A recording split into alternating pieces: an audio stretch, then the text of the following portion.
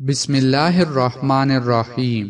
السلام علیکم ناظرین، آج ہم آپ کو بہلول کا ایک خوبصورت واقعہ بتانے جا رہے ہیں۔ اس سے پہلے آپ سے ایک چھوٹی سی گزارش ہے کہ ہمارے چینل کو سبسکرائب کریں۔ ایک دن بہلول بازار سے گزر رہا تھا کہ ایک شخص نے دامن پکڑ لیا۔ بہلول نے اس کی طرف دیکھا کہ کیا بات ہے بھائی، مجھے کیوں روکا ہے؟ وہ پریشانی سے بولا، جناب شیخ بہلول، خدا کے لیے میری مدد کیجیے ورنہ میں بے موت مارا جاؤں گا۔ بہلول نے پوچھا، کیوں، خیریت تو ہے؟ اس نے کہا، بس خیریت ہی تو نہیں ہے، میری اس زبان نے آج مجھے مروا دیا ہے۔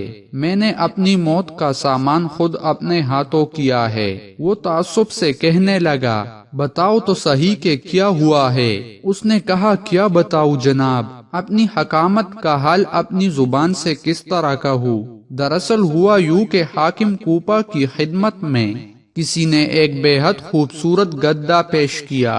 سب لوگ اس کی تعریف کرنے لگے۔ کوئی کہتا تھا کہ یہ بہت اعلیٰ نسل کا گدا ہے، کوئی کہتا تھا کہ اسے خوب سدایا گیا ہے، کوئی کہتا تھا کہ یہ بہت چاق و چوبند ہے، اور میرے منہ سے کہیں نکل گیا کہ یہ گدا تو اتنا دانش مند ہے کہ اسے پڑھایا جا سکتا ہے۔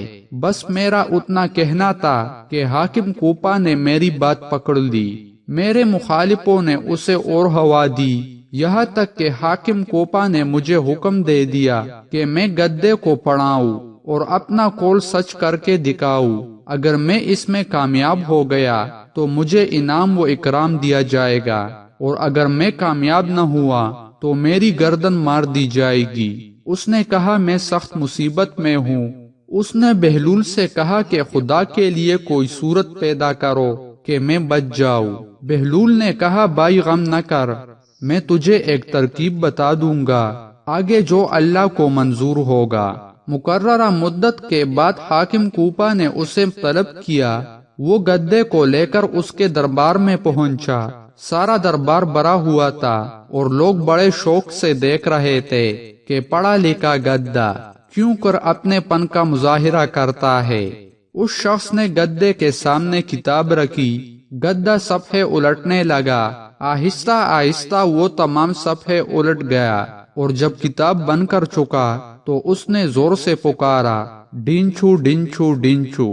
حاضرین اور حاکم حیران رہ گئے۔ انہوں نے تسلیم کر لیا کہ گدا تمام کتاب پڑھ چکا ہے اور اپنی زبان میں اس کا اعلان کر رہا ہے۔ حاکم نے اس شخص کو بھاری انعام و اکرام دیا۔ وہ خوش خوش واپس آیا اور بہلول کی خدمت میں پہنچا اور بہلول سے کہا، یہ انعام و اکرام یہ سب آپ کا حق ہے۔ اگر آپ مجھے وہ ترکیب نہ بتاتے تو میں اپنی جان سے بھی جاتا۔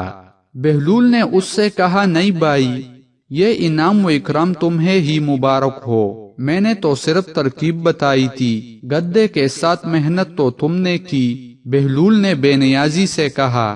قریب ہی کھڑا ہوا ایک شخص بولا، بھائی وہ ترکیب کیا ہے جس نے گدے کو ساری کتاب پڑھوا دی؟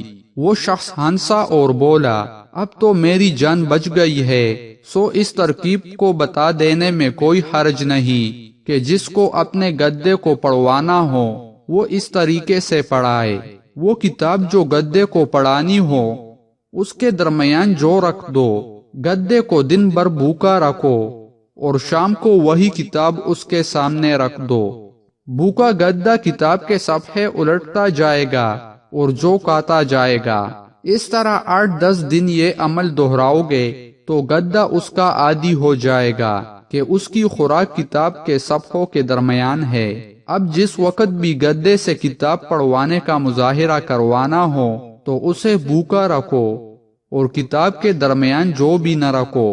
اب گدا یہی سمجھے گا کہ صفحوں کے درمیان جو رکھے ہوئے ہے، وہ بھوک سے بے تاب ہو کر صفحے الٹتا جائے گا۔